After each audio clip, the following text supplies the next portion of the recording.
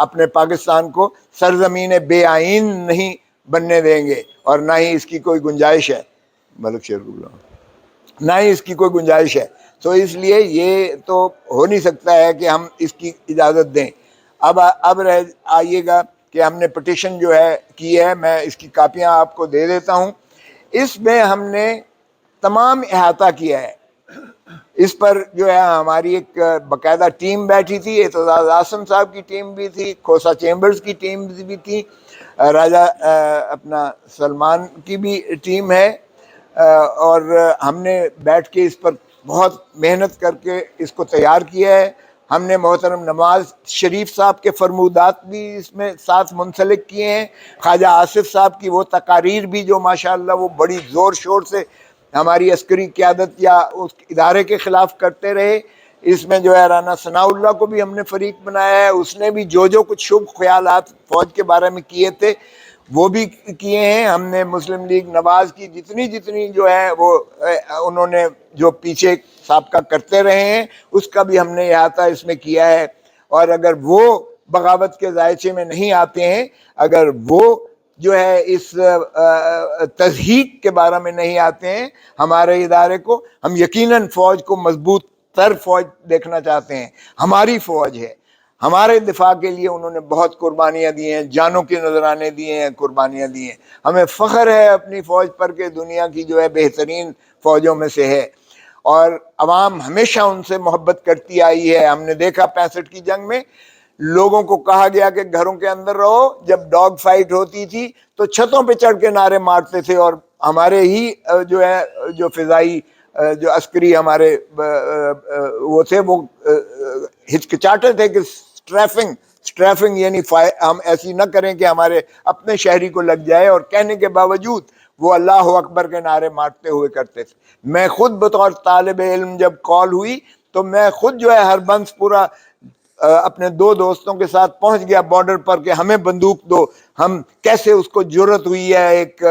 جو ہے ہندوستانی جرنیل کو کہ وہ کہے کہ ہم جم خانہ میں جا کے شام کی چائے پئیں گے یا کھانا کھائیں گے یا وہ ڈرنک کریں گے، ہم کیسے، یہ ہماری غیرت اور حمیت اس چیز کی متقاضی ہے، ہمیں بندوقیں دو اور ہم جاتے ہیں۔ او بھائی انہوں نے کہا آپ کو ٹریننگ نہیں ہے، ہمیں کہا ٹریننگ، ہمیں جذبہ ہے، ہم مریں گے یا مر جائیں گے۔ تو یہ جذبہ چاہیے فوج کے پیچھے جو ہمیشہ فوج کو مضبوط بناتا ہے۔ ہم اسی جذبے کو جو ہے برقرار رکھنا چاہتے ہیں، اور فوج کو اس چیز سے بالکل باہر رکھنا چاہتے ہیں کہ وہ ان سویلینز کے معاملات میں وہ اپنا جو ہے اپنے آپ کو نہ اس میں ملوث کریں، کیونکہ فوج مضبوط تبھی ہوتی ہے جب عوام کی پوری محبتیں ان کے ساتھ، پوری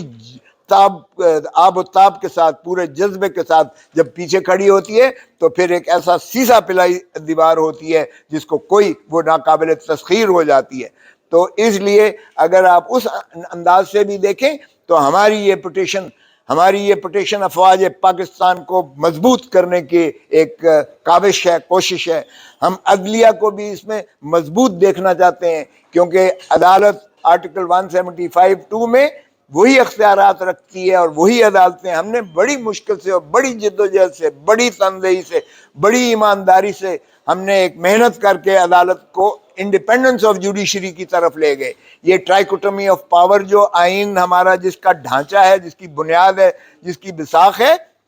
اگر دیکھیں تو اس پر جو ہے تینوں جو ہے پلرز ہیں، ستون ہیں، اور عدلیہ اس میں اس لیے یعنی ایک ڈاگ واچ کا کام کرتی ہے۔ ہر چیز ادارے پر اس نے دیکھنا ہوتا ہے کہ کہیں آرٹیکل 8 کی زد میں کوئی قانون ایسا تو نہیں ہے، کوئی رواج رسم ایسی تو نہیں ہے جو کسی کے بنیادی حقوق سے متصادم ہے۔ تو آرٹیکل 8 کے کانسٹیٹیوشن میں لکھ دیا گیا، منضبط کر دیا گیا کہ کوئی ایسا قانون جو بنیادی حقوق کے متصادم ہوگا وہ کالعدم ہوگا۔ اس کا مطلب یہ ہوا کہ وہ آئین کسی کے بنیادی حقوق، پاکستان کے بنیادی حقوق پر کوئی آئین بھی، یعنی آئین کا اگر آپ نے ترمیم کرنا ہے تو 2/3 سے کیجئے گا، لیکن کوئی قانون جو ہے وہ اس کے بنیادی حقوق سے متصادم نہیں بن سکتا، نہ کوئی رسم، نہ کوئی رواج، نہ کوئی ٹریڈیشن، نہ کوئی کچھ۔ تو اس لیے آئین ہی کی بالادستی بنیادی حقوق پر ہے۔ اور اگر آپ آئین کی روح کو دیکھیں تو ریاست کی تعریف شہید بابا ذوالفقار علی بھٹو نے جب کہا تھا طاقت کا سرچشمہ عوام ہے، تو انہوں نے منضبط کر دیا ریاست کو، اور ریاست کا مطلب ہے پاکستان کے عوام، نیچے سے لے کے اوپر تک مقتدر کیے اس نے بھٹو نے، طاقت کا سرچشمہ عوام۔ یعنی ریاست کس چیز پر محیط ہے؟ District assembly district government, provincial assembly provincial government, parliament اور وفاقی حکومت، یعنی عوام کی منتخب نمائندوں سے جو ایوان بنیں گے اس سے مترشح ہوگی وہ حکومت بنے گی، اور یہی اسی کا نام ریاست ہے، اور اسی کو حق حکمرانی ہے پاکستان پر۔ اور پھر آرٹیکل 5 میں یہ کہہ دیا گیا بھٹو صاحب نے، اور بھٹو صاحب کے آئین میں 73 کے، کہ آرٹیکل 5 یعنی لائلٹی ٹو دا اسٹیٹ، وفاداری ریاست، ریاست کا مطلب عوام کے ساتھ وفاداری، loyalty to the state and obedience to the constitution and law is the inviolable obligation of every citizen of Pakistan۔ ہر شہری پر واجب ہے کہ وفاداری وہ عوام کی، ریاست کی کرے، اور تابعداری وہ آئین کی کرے اور قانون کی، آئین کی کرے اور قانون کی۔ اس میں مزے کی بات آپ دیکھیے گا کہ کتنا جامع ہے، کہ اس میں نہ حکومت کو کی ہے لفظ ہے آتا ہے،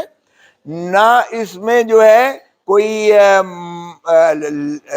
کسی اور ادارے کا ہے، نہ عدلیہ ہے، نہ اس میں کوئی وہ مقتدر حلقے ہیں،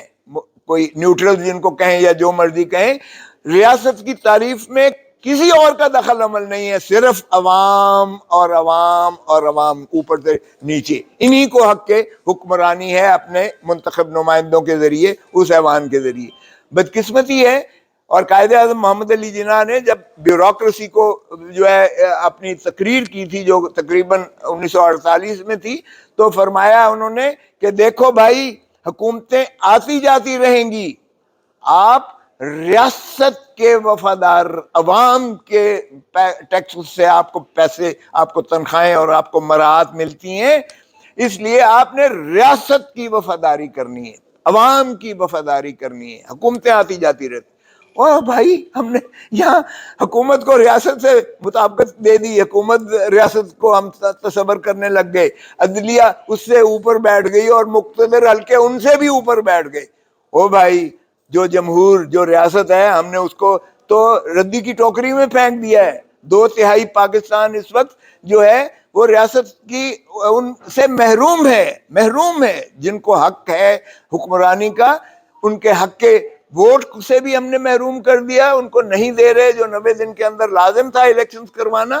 پھر ان کے ایوان بھی، پارلیمان، ان کے اسمبلیاں بھی نہیں بننے دے رہے ہم، اور پھر ان کی حق حکمرانی بھی ہم نے سلب کر لی ہے۔ تو 2/3 پاکستان تو ویسے ہی بے آئین اب ہو چکا پاکستان۔ باقی کا جو ہے آپ دیکھ لیجئے گا اس کو کیا حال ہو رہا ہے۔ کیا پاکستان اسی لیے بنا تھا کہ ہائیبرڈ سسٹم یہاں ہوگا؟ کیا ہم نے اسی لیے جو ہے مشقت کر کے، محنتیں کر کے پولیٹیکل سسٹم کو مضبوط کرنے کی کوشش کی کہ جب کنگز پارٹی کوئی بنائی جائے گی، کسی کو توڑا جائے گا، کسی کو بگاڑا جائے گا، کسی کی لائل وفاداریاں توڑی جائیں گی؟ ارے بھائی، یہ تو کیا ہو رہا ہے؟ یہ مجھے تو سمجھ نہیں آتی ہے کہ کیا ڈیپوٹیشن پر کچھ لوگ بھیجے جاتے ہیں اور پھر وہ اپنے پیرنٹ ڈپارٹمنٹ میں واپس چلے جاتے ہیں، یا ان کو جہاں سے چوگا ملتا ہے وہاں چلے جاتے ہیں۔ دیکھیے، کردار نہیں ہے تو کچھ نہیں ہے، وفاداری نہیں ہے تو وہ انسان نہیں ہے۔ اس لیے میں سمجھتا ہوں کہ بھائی خدا را، آئیے ہم اپنے اداروں کو مضبوط کریں، آئیے ہم اپنے نظام کو مضبوط کریں۔